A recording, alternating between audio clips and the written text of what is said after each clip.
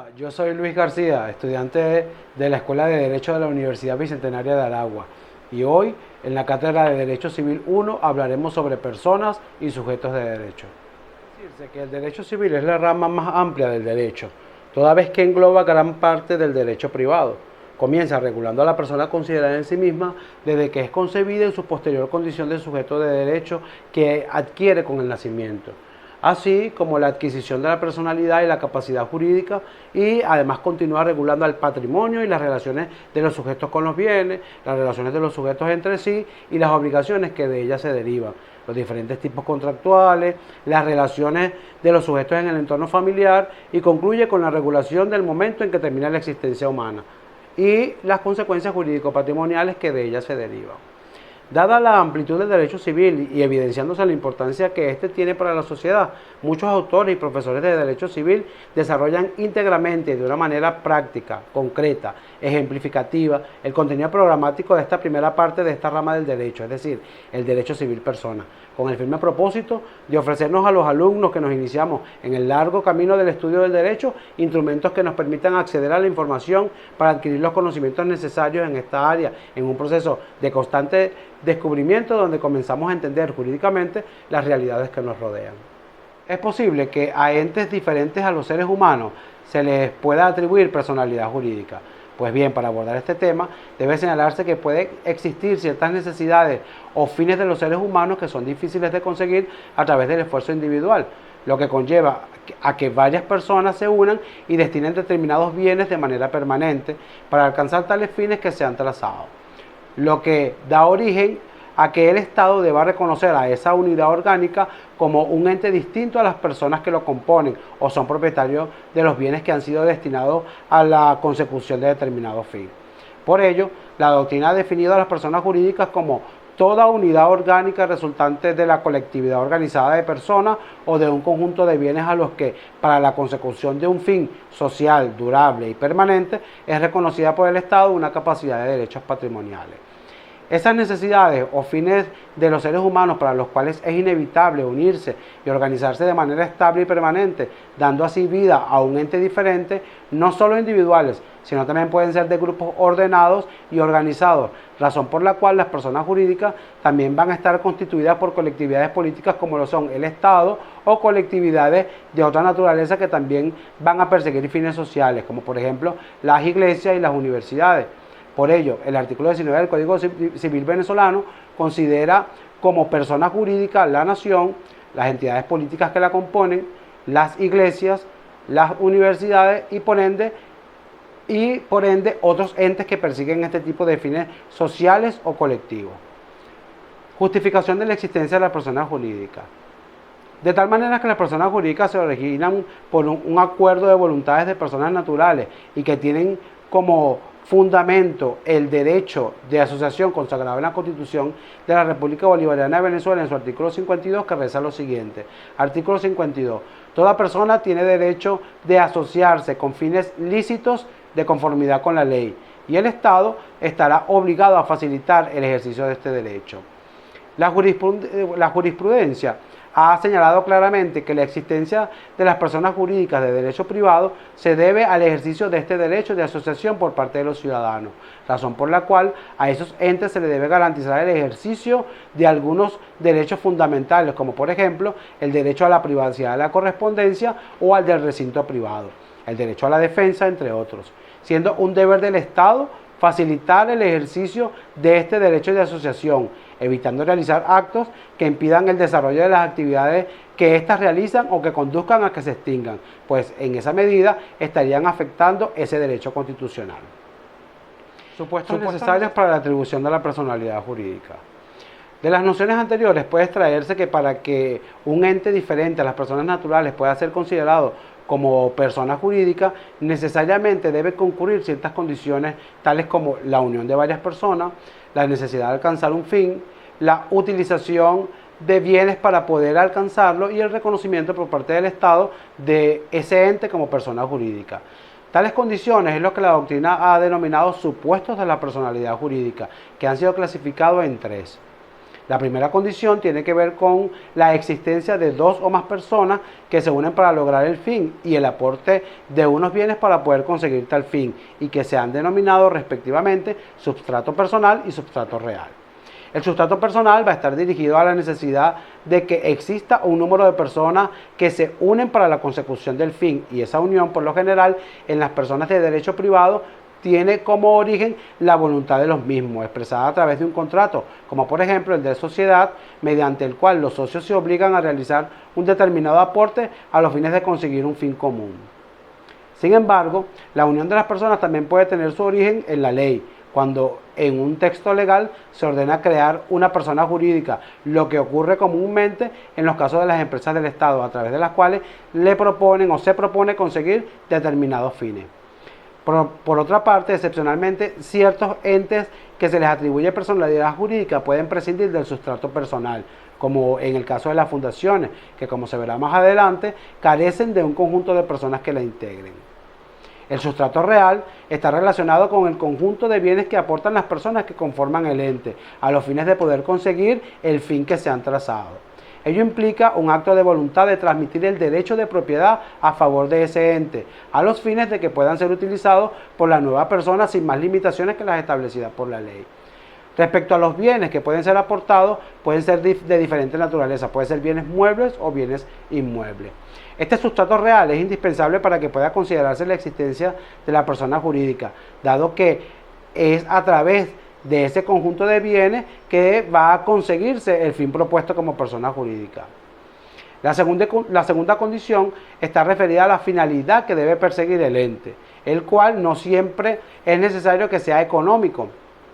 o lucrativo, sino que pueda ser de otra naturaleza, como fines culturales, de beneficencia, desarrollo personal, por colocar algunos ejemplos. Sin embargo, lo que sí es indispensable es que dicho fin sea posible, lícito y determinado o determinable, tal como lo prevé el artículo 1155 de nuestro Código Civil. Dicho objeto debe ser posible en el sentido de que pueda llegar a ser alcanzado, razón por la cual no deben existir circunstancias materiales o jurídicas que impidan en forma absoluta alcanzar el fin trazado, pues entonces no tendría razón la existencia de dicha persona jurídica. Igualmente, el objeto debe ser determinado, esto es que se sepa con precisión qué es lo que se quiere conseguir, o por lo menos que existan los elementos necesarios para que en el futuro pueda determinarse en base a dichos elementos el caso en el cual el objeto sea determinable. Finalmente, debe señalarse que el objeto debe ser lícito en el sentido de que sea tolerado, consentido, amparado y autorizado por el ordenamiento jurídico positivo, pues de lo contrario, el mismo sería igualmente imposible de conseguir. La última o tercera condición está referida al reconocimiento que debe hacer el Estado de tal ente como persona jurídica, el cual se hace a través de una norma jurídica conforme a la cual se le atribuye dicha condición. Históricamente se han observado clasificación de las personas según el Código Civil venezolano. Según el Código Civil en Venezuela, las personas son clasificadas en personas naturales y personas jurídicas. Hablemos que el reconocimiento de la personalidad jurídica por parte del derecho puede recaer, según lo visto, en el hombre individualmente considerado o en conjunto, en una colectividad de hombres o de bienes, y como quiera que el reconocimiento de la personalidad del hombre deviene de su propia naturaleza, pues como se vio, proviene del reconocimiento de su dignidad humana. Al hombre individual se le ha identificado tradicionalmente como persona natural, en contraposición a las colectividades, a quienes se les ha identificado como persona jurídica, por considerarse que su personalidad no es un hecho natural, sino una obra del derecho. De allí la tradicional clasificación de las personas en personas naturales y personas jurídicas. No obstante, en el punto anterior vimos que la personalidad jurídica es un concepto jurídico o creación del derecho en cualquier caso, de manera que tan jurídica es la personalidad del individuo como la de las colectividades, pues ambas son obras del derecho, razón por la cual parece más correcto plantear la clasificación de las personas en personas jurídicas individuales y personas jurídicas colectivas, pues la diferencia está en que en el primer caso se trata del hombre individualmente considerado y en el segundo caso de una colectividad o de individuos o de bienes y no de carácter natural o no de personalidad.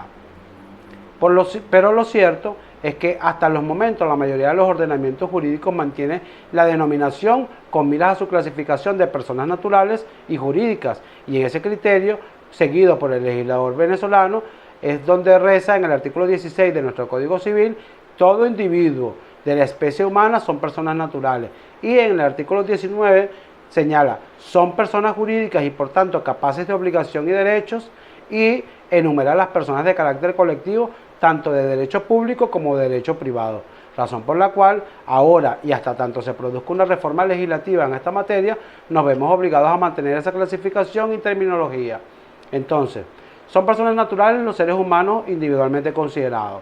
Son personas jurídicas, también llamadas morales o colectivas, otros entes colectivos, ya sea por agrupación de individuos o de bienes destinados a un fin, a los cuales el derecho también les reconoce personalidad jurídica. Y esta, a su vez, puede ser, de acuerdo a lo dispuesto en el referido artículo 19 del Código Civil, de derecho público, es decir, regulada por las normas de derecho público y en las cuales se encuentra la nación,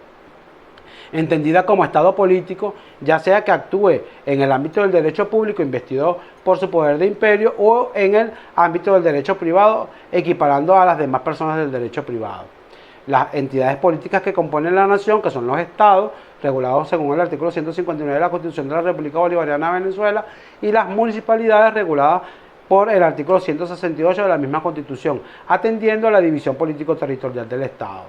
Las iglesias de cualquier credo, respecto de las cuales, si pertenecen a la religión católica, no es necesario un reconocimiento de su personalidad por parte del Estado venezolano, según un convenio suscrito entre la Santa Sede Apostólica y Venezuela en el año de 1964. Y si corresponde a otra religión, sí requiere del previo reconocimiento por parte del Ejecutivo Nacional, según el decreto del 24 de octubre de 1911. Las universidades, las cuales según lo dispuesto en el artículo 12 de la Ley de Universidades tienen personalidad jurídica propia, aquí el legislador se refiere a las universidades públicas o del Estado, dejando a salvo las universidades privadas, que podrían considerarse como personas jurídicas de derecho privado o al menos en una categoría intermedia. Otros cuerpos de carácter público, como los institutos autónomos, que requieren obrar por sí mismos. Por otro lado están los de derecho privado, que están regulados por normas de derecho privado, ya sea de derecho civil o mercantil. Y estas pueden ser de tipo fundacional, es decir, aquellas que cuentan solo con un sustrato real, que son el conjunto de bienes destinados a un fin de utilidad general, o de tipo asociativo, que cuenta con un sustrato real, un conjunto de bienes, y un sustrato personal, un conjunto de individuos, que se subdividen en asociaciones propiamente dichas, sociedades y corporaciones. La diferencia de las teorías que fundamenta el ser humano. Todos los individuos de la especie humana son considerados naturalmente personas, es decir, su condición de personas deviene de su propia naturaleza. De allí la denominación legal de personas naturales, según como lo vimos en el artículo 16 del Código Civil. Se es persona cuando se goza de personalidad jurídica, lo cual implica hacerse centro de imputaciones normativas o, como le refiere la mayoría de la doctrina, tener la aptitud para ser titular de derechos y deberes jurídicos. De manera que resulta ahora necesario determinar a partir de cuándo el individuo se considera persona y por tanto se da inicio a la personalidad jurídica. La importancia de esta determinación deviene del hecho de que en principio será a partir de allí que el individuo exista para el derecho. A partir de ese momento se le otorgarán derechos y se le impondrán obligaciones, es decir, producirá consecuencias jurídicas, momento en el que la mayoría de los ordenamientos jurídicos se equipara con el nacimiento. No obstante, como quiera que antes del nacimiento ya existe vida humana, ser humano concebido y en el vientre materno, surge asimismo la importancia de determinar cuál es la situación jurídica de esa vida humana respecto de la cual aún no se reconoce la personalidad jurídica, pero que en tanto vida humana no puede resultar extraña al mundo del derecho. Teorías sobre el inicio de la personalidad jurídica del ser humano. En la doctrina han surgido distintas teorías con la finalidad de determinar el inicio de la personalidad jurídica del individuo, pues en esta materia el inconveniente fundamental ha resultado la prueba del hecho correspondiente, es decir, la demostración del hecho que da origen a esa personalidad. Estas teorías se refieren básicamente a dos circunstancias como iniciadoras de la personalidad del ser humano: la concepción o el nacimiento. Históricamente, cada una de ellas ha sido acogida en mayor o menor medida por los distintos ordenamientos jurídicos, en algunos casos con un radicalismo absoluto y en otros, como en la actualidad, reconociendo ciertas excepciones al principio general. La teoría de la concepción. Biológicamente, la concepción es el momento de fecundación del óvulo. A partir de allí se considera que existe vida humana, razón por la cual es a partir de la concepción que debe entenderse que inicia la personalidad jurídica del ser humano. Consideran los partidarios de esta teoría que desde el momento de la concepción existe vida humana independiente y por tanto es allí cuando se reconoce la existencia del individuo como persona. Se le critica a esta teoría que en la práctica resulta muy difícil determinar el momento exacto de la concepción. Si bien en la actualidad existen novedosas técnicas científicas que permiten acercarse a determinar cuándo el óvulo fue fecundado por el espermatozoide, lo cierto es que tratándose de fecundación natural o producto de la relación sexual, no existe un método que ofrezca la determinación exacta de ese hecho, o sea, la fecundación del óvulo. En tal virtud, si se sigue el principio de esta tendencia, resultaría imposible determinar el momento en que se da inicio a la personalidad del ser humano, en tanto que resulta imposible determinar y probar el hecho que da origen a ella.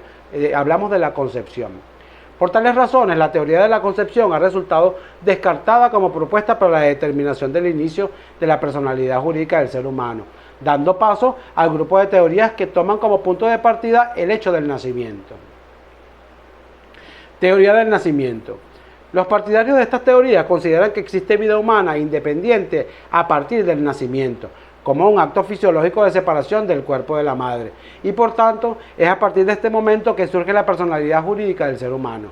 A su vez, dentro de estas teorías existen tres vertientes respecto de las condiciones que deben acompañar al nacimiento para que el individuo pueda ser considerado persona y en consecuencia adquiera personalidad jurídica.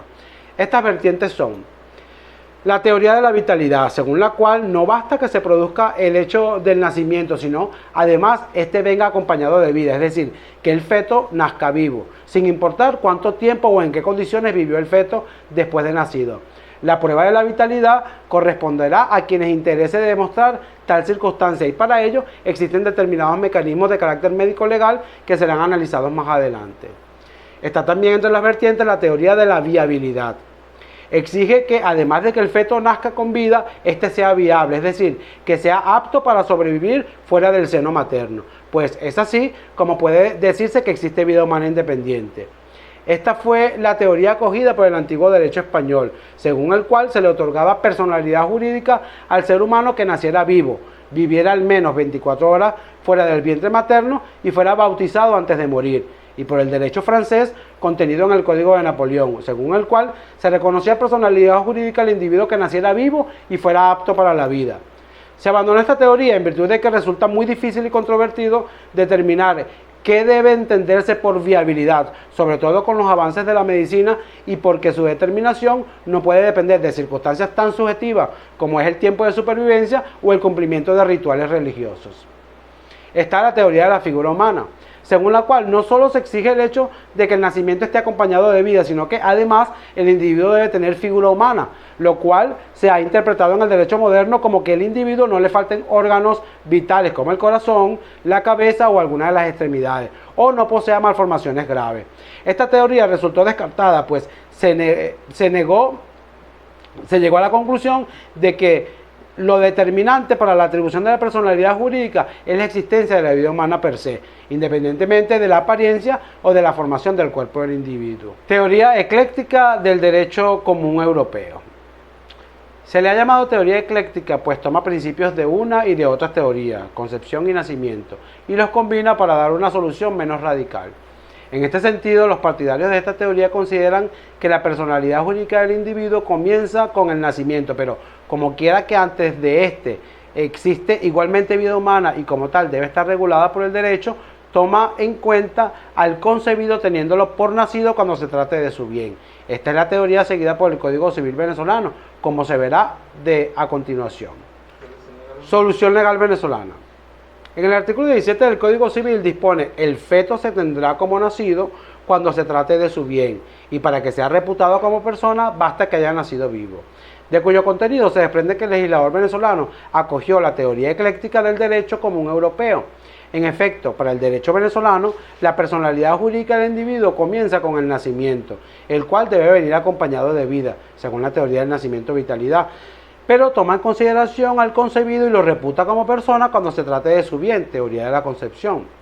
Sobre la citada norma, Antonio R. Marín interpreta a manera de conclusión que quien no ha nacido no alcanzaría el rango de persona, y respecto del por nacer, el legislador no hace distinción desde el momento de la concepción hasta el nacimiento, debiendo entonces entenderse por feto al producto de la concepción, independientemente del tiempo de gestación. Asimismo, como fundamento para la posición acogida por el legislador venezolano, también señala Antonio R. Marín. Una cosa es que sea el nacimiento el momento en que el ser humano puede adquirir su condición de persona jurídica individual, y otra muy diferente, que antes de que dicho proceso ocurra no tenga protección jurídica alguna. Porque si desde la concepción hasta el nacimiento existe vida humana, el derecho no puede ser ajeno a tal circunstancia. De allí que sea importante, como se dijo al inicio de este capítulo, no solo determinar a partir de cuándo el ser humano goza de personalidad jurídica, sino también cuál es la situación jurídica de esa vida humana que sin haber nacido existe por haber sido concebida. El nacimiento y su prueba. Se entiende por nacimiento al acto fisiológico de separación del feto del cuerpo de la madre, mediante el cual éste adquiere vida independiente. Según Manuel Osorio, es la acción o efecto de nacer, de salir del claustro materno, y Guillermo Cabanelas agrega a tal definición: comienzo de la vida humana contando desde el parto. Con respecto al nacimiento, la doctrina ha tratado de precisar las condiciones que pueden rodearlo a los fines de determinar cuándo puede considerarse que éste ha ocurrido y, por tanto, que producirá las consecuencias jurídicas correspondientes. La doctrina es conteste a afirmar, en primer lugar, que debe producirse el acto del nacimiento, es decir, la separación del hijo del cuerpo de la madre, sin importar la forma en que éste se haya producido, parto natural o intervención quirúrgica por cesárea. Tampoco si éste se produjo al cumplirse el tiempo normal de gestación o prematuramente. En segundo lugar, que debe haber separación total, existiendo opiniones diversas en cuanto a qué debe entenderse por separación, pues para algunos es determinante que se haya cortado el cordón umbilical, y para otros, que no es la opinión dominante, ya que consideran que basta con que el niño haya salido totalmente del seno materno, aun cuando todavía no se haya cortado el cordón umbilical. Por último y en tercer lugar, que el nacimiento venga acompañado de vida, pues si el niño no nace vivo, ya sea que muera dentro del vientre materno o que durante el parto fallezca, se considera como si nunca hubiera existido, de manera que nunca llegó a ser persona. La personalidad jurídica nunca se originó en este caso, pero basta que haya vivido, aunque sea por un instante, para que se concreten los requisitos y por tanto se produzca la principal consecuencia jurídica del nacimiento, que es la atribución de la personalidad jurídica al recién nacido. En caso de que el feto no haya nacido con vida, tendrá la aplicación de las normas vigentes en materia de registro civil e inscripción de actas de nacimiento. En todo caso, los interesados siempre tendrán abierta la vía judicial para hacer valer el hecho que a sus intereses corresponda y contradecir o desvirtuar con los medios de prueba o a través de las vías legales lo dicho en el referido certificado de nacimiento, de declaración jurada y constancia de nacimiento extrahospitalario. Una vez ocurrido el nacimiento acompañado de vida, existe una nueva personalidad, es decir, existe un nuevo sujeto quien será susceptible de la atribución de derechos y de deberes jurídicos. A partir de ese momento se comenzará a contar la edad del individuo, circunstancia determinante, por ejemplo, en materia de capacidad de obrar, y se produce la confirmación de los derechos atribuidos al concebido, según lo explicaremos más adelante.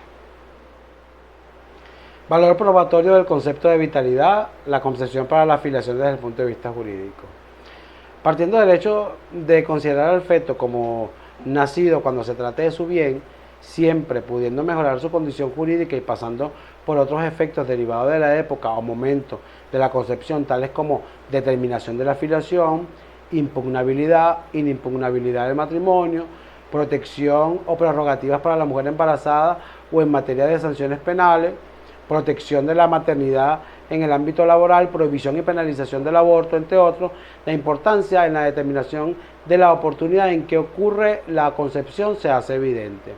No obstante, como ya se ha precisado al estudiar las teorías sobre el inicio de la personalidad del ser humano, existen dificultades para determinar el proceso exacto en que ocurre la concepción, al menos tratándose de la concepción-fecundación natural.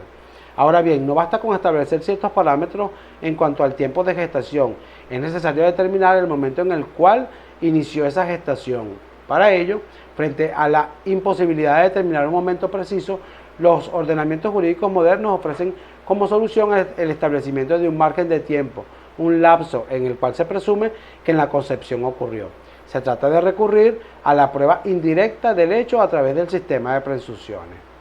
Según lo dispuesto en el artículo 213 del Código Civil venezolano, se presume, salvo prueba en contrario, que la concepción tuvo lugar en los primeros 121 días de los 300 que preceden al día del nacimiento, de donde se infiere lo siguiente.